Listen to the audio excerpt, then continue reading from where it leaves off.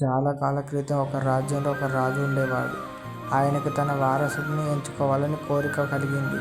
అయితే తన సంతానానికి వారసత్వాన్ని ఇవ్వడం కంటే రాజ్యంలో యువకులతో ఎవరికి నాయకత్వ లక్షణాలు ఉన్నాయో తెలుసుకోవాలని నిర్ణయించుకున్నాడు.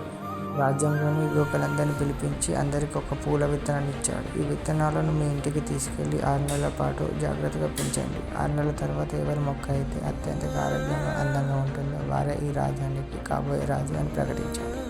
ఆ యువకుల్లో రాహుల్ అనే పేద యువకుడు కూడా ఉన్నాడు. అతను విత్తనాన్ని తీసుకొని ఇంటికి వెళ్ళాడు. ఒక కుండీలో మట్టి నింపి విత్తనాన్ని నాటాడు. ప్రతిరోజు ఎంత ప్రేమతో నీళ్లు పోస్తూ ఎండ తగలకుండా, చలికి ఇబ్బంది కలగకుండా ఆ మొక్కను కాపాడుకుంటున్నాడు. వారాలు గడిచాయి. ఇతర యువకుల దగ్గర మొక్కలు మొలిచాయి, ఆకులు పచ్చగా మారుతున్నాయి. కానీ రాహుల్ కుండలో ఏం మొలవలేదు. అతను మట్టిని మార్చాడు, ఎరువులు వేశాడు, నీటి పరిమాణాన్ని మార్చాడు. కానీ ఫలితం శూన్యం. 6 నెలలు గడిచాయి. రాహుల్ తన ఖాళీ కుండను తీసుకుని రాజ్యసభకు వెళ్ళాడు. అక్కడ మిగతా వారందరూ రంగురంగుల పూల మొక్కలతో సిద్ధంగా ఉన్నారు. వారంతా రాహుల్ చూసి నవ్వుతున్నారు. మొలవని విత్తనంతో రాజు దగ్గరికి వచ్చాడంటే అని ఎగతాళి చేస్తున్నారు.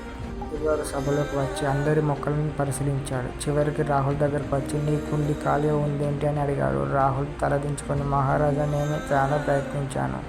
6 నెలల పాటు ఆ విత్తనాన్ని కావలసినవన్నీ ఇచ్చాను, కానీ అది మొలవలేదు. నా అపరాధాన్ని క్షమించండి అని నిజాయితీగా ఒప్పుకున్నాడు. అప్పుడు రాజు నవ్వి అందరికి వినిపించేలా ఇలా అన్నాడు, ఈ యువకుడు మన రాజ్యానికి సరైన వారసుడు. నేను మీ అందరికి ఇచ్చిన విత్తనాలు ఉడకబెట్టిన విత్తనాలు. అవి ఎప్పటికీ మొలవవు. మీరందరూ నేను ఇచ్చిన విత్తనాలు మొలకపోవడంతో వేరే విత్తనాలను నాటి నన్ను మోసం చేశారు. కానీ రాహుల్ మాత్రం నిజాయితీగా తన విఫలాన్ని అంగీకరించాడు. ఒక నాయకుడికి కావలసిన అతి ముఖ్యమైన లక్షణం నిజాయితీ.